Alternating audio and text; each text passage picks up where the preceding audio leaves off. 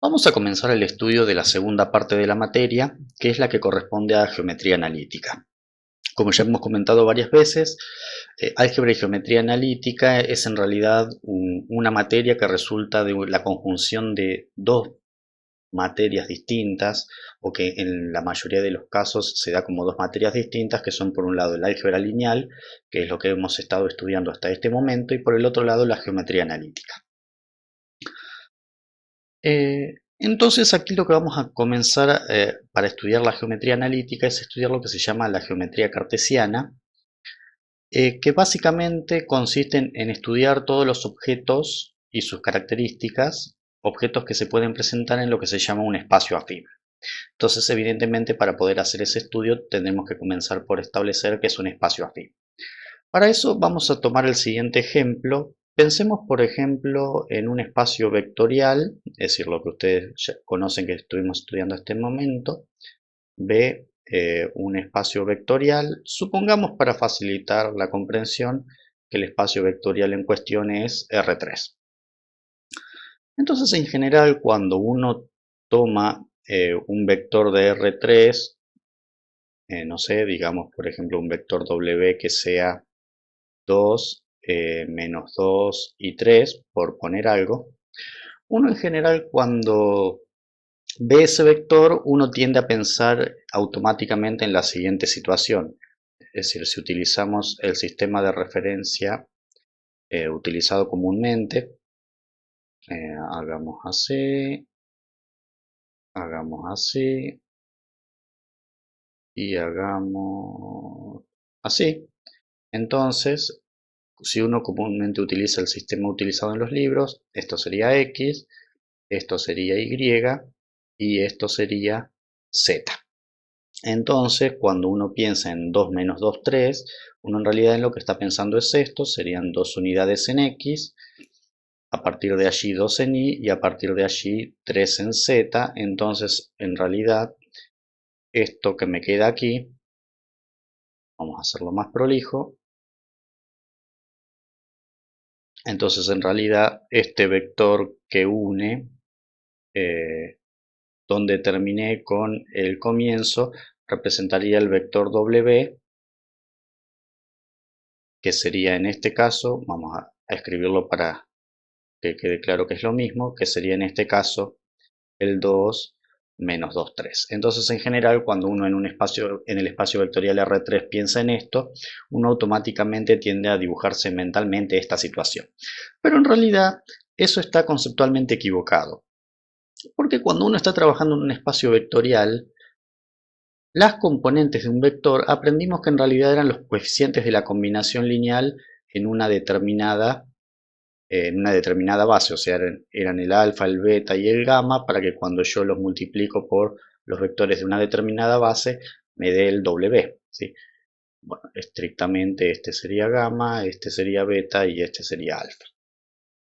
Entonces, en realidad, esto no se corresponde a esta situación, pues, por ejemplo, por empezar, B1, B2 y B3 podrían ser tres vectores cualquiera linealmente independientes que no necesariamente sean ortogonales, como es esta situación, y entonces gráficamente este vector W significaría otra cosa completamente distinta. Además, hay una segunda cuestión, que es por qué dibujar a W automáticamente a partir de esto, que es lo que conocemos como el sistema, como el cero, el sistema de referencia. Porque en realidad, si ustedes lo piensan, supónganse que yo tengo aquí un punto cualquiera P y hago el mismo vector, 2 menos 2 y 3. Entonces, bueno, tengan presente que este vector debería ser exactamente igual al que yo dibujé recientemente, y ahí este terminaría en otro punto Q. Entonces este también sería el mismo W eh, que había graficado anteriormente, ¿sí? Entonces, en realidad hay dos cuestiones. Primero que nada, que estos en realidad no son coordenadas, perdón, sí se llaman coordenadas, pero quiero decir, no son las coordenadas que uno está acostumbrado, por ejemplo, de física, sino que en álgebra lineal le llamábamos coordenadas a una cuestión más amplia, que son los coeficientes de una combinación lineal con respecto a una base. No necesariamente significan ubicación, como uno entiende intuitivamente. Y la segunda cuestión es que uno no tiene por qué si uno tiene un vector W de un espacio vectorial, ¿por qué necesariamente dibujarlo a partir del 0 del sistema de referencia? Lo podría dibujar con respecto a cualquier otro punto. Entonces, en realidad, el mismo vector W puede estar ubicado en distintos lados de lo que nosotros hubiésemos entendido intuitivamente como un marco de referencia para dibujar esto. Bueno, eso es porque en realidad existe una concepción errónea de pensar que nuestro espacio físico tridimensional, que sería este, vamos a llamarlo espacio físico tridimensional, existe una concepción errónea a pensar de que es el R3 que estudiamos en los espacios vectoriales, y eso no es correcto. ¿Por qué? Porque en realidad, como estuve mencionando, por este concepto que yo les estuve mostrando, se dice que en general los vectores de un espacio vectorial son lo que se llaman vectores libres, ¿sí? Porque pueden estar ubicados en cualquier sector, mientras que los vectores del espacio físico tridimensional son lo que se llaman vectores aplicados. Si ustedes recuerdan de física, cuando ustedes trabajaban con una cantidad vectorial como una fuerza, una posición, una velocidad, decían que tenían un módulo, una dirección, un sentido y un punto de aplicación. Entonces, en realidad, por ejemplo, este 2 menos 3, 3 que yo dibujé acá, en realidad, en el espacio físico tridimensional, comenzando del 0, esto lo que representa es, en realidad, no un vector, sino un punto. Un punto que es extremo de un vector que al comenzar en 0, sus componentes coinciden con las coordenadas del punto. Entonces hay una diferencia entre un espacio vectorial y el espacio físico tridimensional. En realidad el espacio físico tridimensional es un ejemplo de lo que se llama un espacio afín, que es lo que vamos a estudiar específicamente dentro de este marco de geometría cartesiana, geometría analítica, y lo que vamos a estudiar son los elementos que pueden vivir en un espacio afín. Ahora sí, evidentemente hay una relación. Primero que nada, a los elementos del espacio afín, en lugar de llamarle vectores, como hacemos en los espacios vectoriales, sus elementos van a ser puntos. Pero lo que sí vamos a ver es que si uno toma un punto cualquiera, supongamos que disponemos del espacio vectorial R3, y tomamos un punto cualquiera P de nuestro espacio afín, si a ese le sumamos un vector cualquiera que viva en nuestro espacio vectorial, lo que vamos a obtener es otro punto de nuestro espacio afín. O si no, si lo piensan de otra manera, para cualquiera de los puntos que a ustedes se les ocurra de nuestro espacio afín, siempre uno lo puede conectar con con un vector, y ese vector va a tener unas componentes que pueden representar sus coordenadas en una base apropiada de R3. Entonces, básicamente la conexión que existe entre el espacio afín y un espacio vectorial es que los elementos de un espacio afín llamado puntos están conectados entre ellos, o para cualquier par de puntos de un espacio afín uno puede conectarlos mediante un determinado vector que pertenece al espacio vectorial dada una base determinada, ¿sí? Entonces ya estamos en condiciones de definir lo que se llama un espacio afín o geométrico. Entonces, esto que estuvimos mencionando se llama espacio afín o geométrico. ¿Y qué es un espacio afín o geométrico? Dado, primero que nada, tenemos que disponer un espacio vectorial B, otro conjunto distinto a B, otro conjunto que en general lo vamos a llamar E, no vacío para que tenga como mínimo un elemento, y cuyos elementos se llaman puntos,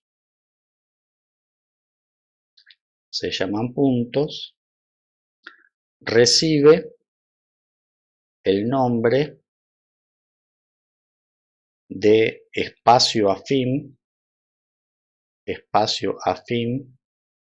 o geométrico si existe una función, vamos a llamarle f por ejemplo, que a cada par de puntos del espacio afín, por ejemplo el P y el Q que aquí mencioné, les asigna un único vector del espacio vectorial, es decir, para todo P y para todo Q que pertenecen al espacio afín, existe un vector B que pertenece al espacio vectorial, perdón, vamos a llamarle W para seguir lo mismo que estaba usando en el gráfico, tal que la imagen del par de puntos P y Q es el vector W. O sea, dicho de otra manera, si puedo establecer una correspondencia 1 a 1 entre cada par de puntos de mi conjunto E con los vectores del espacio vectorial, entonces el espacio E recibe el nombre de espacio afín o geométrico. En general, este vector W, en lugar de nombrarse como se nombra en el espacio vectorial W, se le suele llamar por el nombre de puntos del espacio afín que conecta con una flecha conectada superiormente y se le llama vector PQ en lugar de vector W, pero sería lo mismo. Lo que sí tiene que ocurrir es que en realidad tiene que ocurrir una cosa muy particular que es la siguiente.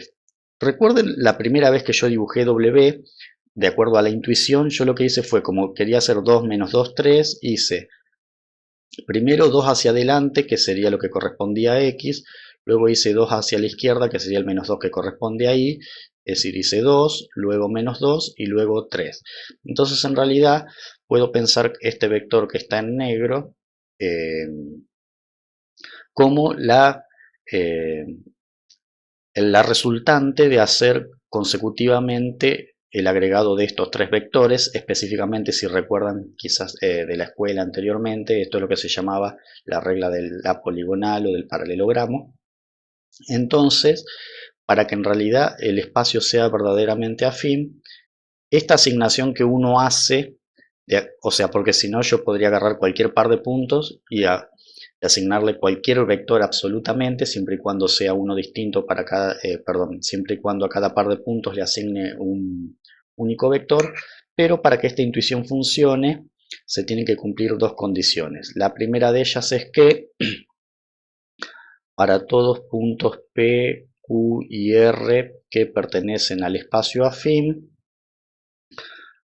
el vector que une P con R más el vector asignado a R con Q tiene que ser lo mismo que el vector asignado a P con Q, es decir, si este con este con este y este con este, el primero con el último, es decir, puedo llegar, es decir, este sería para lo que estoy diciendo el punto P, este sería el punto Q, puedo llegar de P a Q haciendo estos dos caminos consecutivamente o el camino directo. Entonces esto es lo que se conoce comúnmente como regla de la poligonal o del paralelogramo, que probablemente habían visto en algún momento como puede ser el introductorio, para la suma de vectores. Y la segunda condición que tiene que ocurrir es que para cualquier punto del espacio afín y para cualquier vector W del espacio vectorial, si uno toma un punto cualquiera P y le agrega un vector cualquiera del espacio vectorial,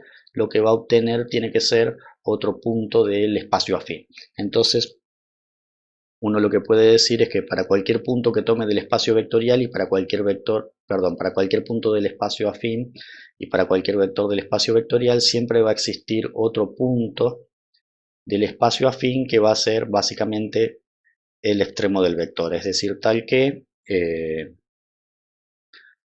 W va a ser equivalente al vector de P a Q, es decir, va a ser la imagen de los puntos P y Q. ¿Sí? Entonces, siempre cualquier vector, dado un punto cualquiera, si uno toma ese punto y un vector cualquiera, lo que obtiene es otro punto, tal que ese vector sea la imagen del conjunto de puntos simultáneamente.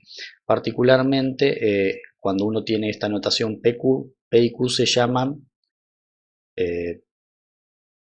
vamos a escribirlo así, P y Q se llaman origen y extremo del vector W, que es lo mismo que el vector PQ respectivamente, ¿sí? Entonces, origen o extremo o punto inicial y punto final del vector. Bueno, y entonces recapitulemos esto. Uno comúnmente tiende a pensar que el espacio físico tridimensional en el que trabaja es el espacio vectorial R3, lo cual no es cierto, porque los vectores de un espacio vectorial son, primero que nada, son vectores libres, en realidad no tienen un punto de aplicación, es decir, el mismo vector, como este W, puede aplicarse en distintas partes y obtiene como extremo puntos distintos, y además las componentes del vector del espacio vectorial en realidad lo que representa son coeficientes de una combinación lineal con respecto a una determinada base, pero en realidad no representan una cuestión de ubicación, sino que representan simplemente una cuestión de proporcionalidad o específicamente combinación lineal con respecto a una determinada base. Entonces, básicamente la cuestión es que el mismo vector del espacio vectorial puede corresponder a distintos pares de puntos. Por ejemplo, si este era O y este era S, el mismo vector W une O con S y P con Q. Es decir, un mismo vector sería imagen de más de un par de puntos del espacio afín, lo cual la definición de función lo permite, pues si yo tengo una función como igual a x al cuadrado, el 4 es la imagen tanto del 2 como del menos 2. Bueno, entonces básicamente entonces la diferencia fundamental es un espacio vectorial tiene vectores que son vectores libres, es decir, el mismo vector puede corresponder a distintos pares de puntos del espacio afín. En cambio, los elementos del espacio afín los vamos a llamar puntos, y siempre esos puntos, como vamos a ver ahora muy próximamente en este mismo video, siempre se corresponden a posicionamiento con respecto a un determinado punto particular del espacio afín. Y uno recién pasa a hablar de vectores en el espacio afín cuando toma dos puntos simultáneamente que pasan a ser el origen y el extremo de ese vector.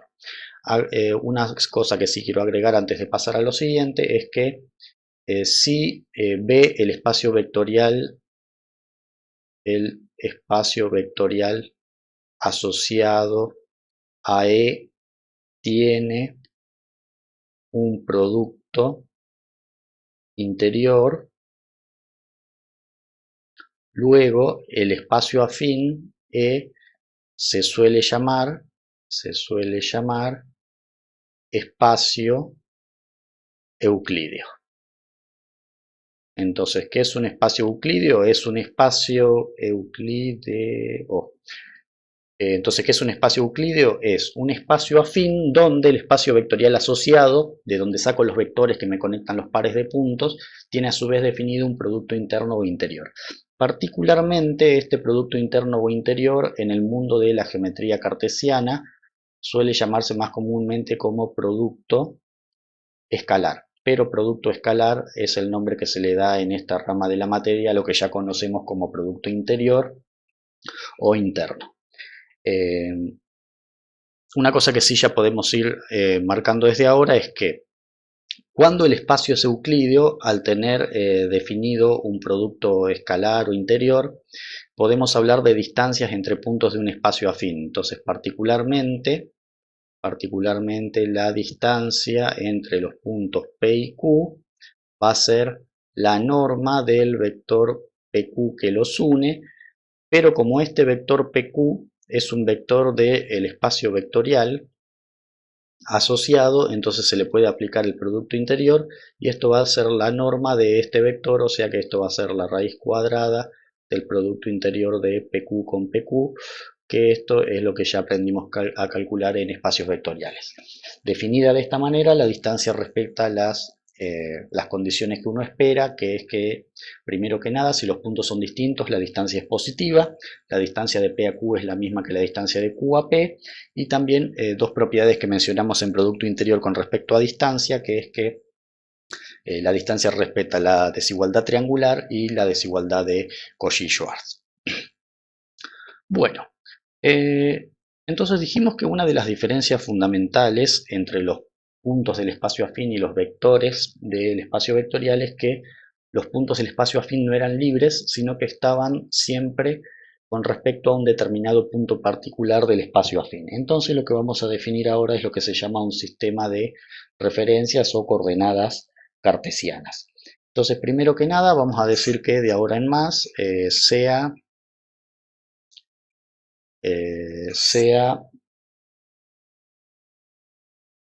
B un espacio vectorial de dimensión n, ¿sí? El espacio vectorial, no el espacio afín. Entonces, lo que vamos a decir es que sea E un espacio afín. Bueno, esto me olvidé de remarcarlo antes. En general, el espacio geométrico afín lo vamos a, así como abreviamos como EB al espacio vectorial, vamos a llamar EA al espacio afín geométrico. Entonces, sea E un espacio afín asociado a B. Luego, lo que vamos a decir es que la dimensión del espacio afín va a ser la misma que la dimensión del espacio vectorial asociado. Esta también es una de las fuentes fundamentales de la confusión del espacio físico tridimensional con el espacio vectorial R3. Como R3 tiene dimensión 3 y está asociado al espacio físico tridimensional, uno le asigna la dimensión 3 también al espacio afín tridimensional. Pero el espacio tridimensional que usamos, por ejemplo, en física, en realidad hereda esa dimensión del espacio vectorial R3, pero que quede claro que no son lo mismo. Bueno, entonces ahora sí podemos definir una referencia cartesiana. Entonces, se dice que O junto con E1 hasta En es una referencia cartesiana para el espacio afín E, si O es un punto cualquiera del espacio afín y E1 hasta En es una base de B. Entonces, un sistema de referencia que me permite ubicar cosas en un espacio afín, lo que hace es tomar, vamos a hacer más prolijo el par de ejes, vamos a hacerlo en este caso solamente en 2 dimensiones para que sea más sencillo. Entonces, en un espacio afín tenemos dos cosas. Tenemos un punto particular, que es lo que se va a llamar nuestro sistema de referencia, y a partir de allí vamos a tener los vectores de una base del espacio vectorial asociado, y son los que me van a permitir ubicar el resto de las cosas del espacio afín. Vale la pena aclarar que si yo tomase un punto distinto, por ejemplo este fuese mi punto O', y la misma base, sería un sistema de referencia distinto, pues estoy tomando un origen distinto. Entonces, cuando tenga, por ejemplo, el punto 2, 4, no va a ser lo mismo medir 2 y 4 a partir de O que medir 2 y 4 a partir de O'. Y también vale la pena aclarar que si bien lo hago así por simplicidad, esta base no necesariamente tiene que ser ortogonal, ¿sí? Simplemente en ese caso van a aparecer gráficos que podríamos llamar en cierto modo distorsionados, ¿sí? Pero cualquier punto del espacio euclidio con cualquier base no necesariamente ortogonal me marcan un sistema de referencia, solamente que es más cómodo medirlo graficar en una base ortogonal que en una base que tenga, por ejemplo, este ángulo de inclinación entre sus vectores. Este punto es lo que se llama comúnmente el origen del sistema de referencia, y en general se le asignan las coordenadas 0, 0, 0, pero no tiene por qué necesariamente ser así. Entonces, una vez que tenemos eso, dado un punto X cualquiera del espacio afín, entonces dado X que pertenece al espacio afín, se llaman coordenadas de X en el espacio afín E, que generalmente se denota de la siguiente manera: E igual a X1, Xn, a las coordenadas a las coordenadas del vector OX, ¿sí? Porque como tanto O como X son puntos del espacio afín, sabemos por la definición anterior que hay un vector del espacio vectorial que los conecta, que en este caso sería el vector AX. Ya ni siquiera le damos el nombre que tenía en el espacio vectorial, que podría haber sido W o cualquier otra cosa. Este vector W va a tener unas ciertas coordenadas en el espacio vectorial del cual proviene, y estas dos coordenadas alfa y beta van a ser las que van a terminar siendo las coordenadas en el espacio afín. Las coordenadas del vector OX en la base, desde E1 hasta EN del vector B, perdón, del espacio vectorial B. Bueno, como estuve mencionando anteriormente, si uno toma un punto distinto o una base distinta, obtiene un sistema de referencia. Entonces, esto se llama referencia cartesiana, obtiene una referencia cartesiana distinta. Entonces, vamos a suponer ahora que sea X que pertenece a E, el espacio afín, y vamos a suponer que tenemos dos... y las referencias cartesianas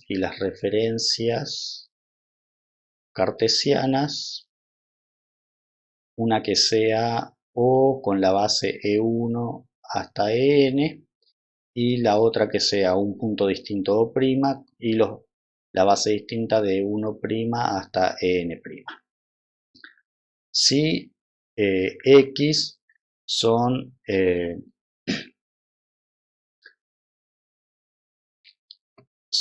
las coordenadas respecto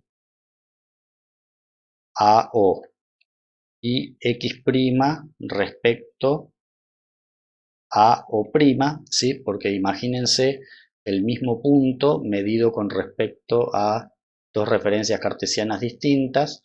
Las que están en rojo sería X con respecto, o sea, el mismo punto con respecto al sistema de referencia O, y lo que está en verde sería el mismo punto respecto al sistema de referencia O'. Es decir, como coordenadas van a ser distintas porque estamos tomando un origen distinto y posiblemente hasta una base distinta. Entonces, si se conoce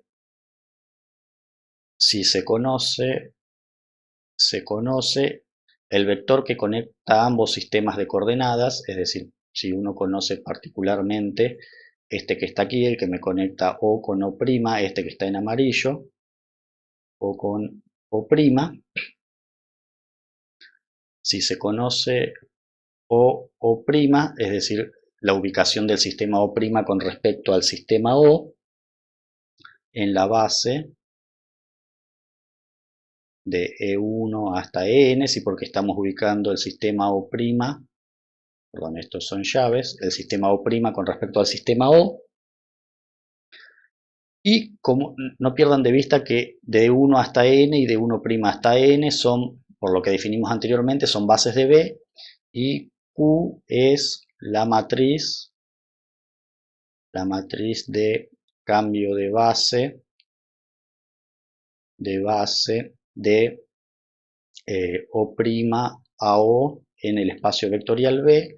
Luego, las coordenadas X en el sistema de referencia, las coordenadas X respecto al sistema de referencia O se pueden obtener haciendo O', que es la relación que conecta ambos sistemas de referencia, más el cambio de base de las coordenadas X',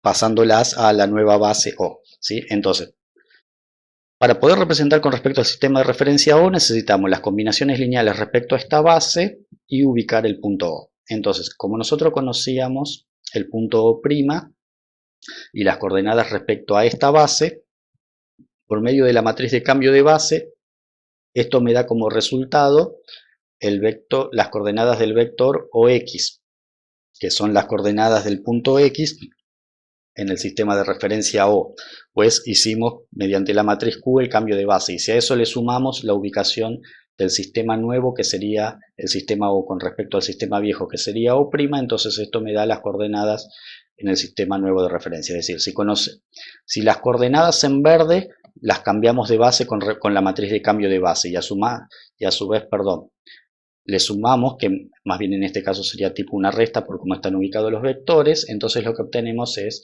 las coordenadas del vector en rojo. Entonces sí, de aquí lo que se puede ver es una cosa que quizás ustedes ya se la imaginaban, pues venimos hablando de la regla del paralelogramo, es que para formar el vector P y Q, como dijimos que P y Q eran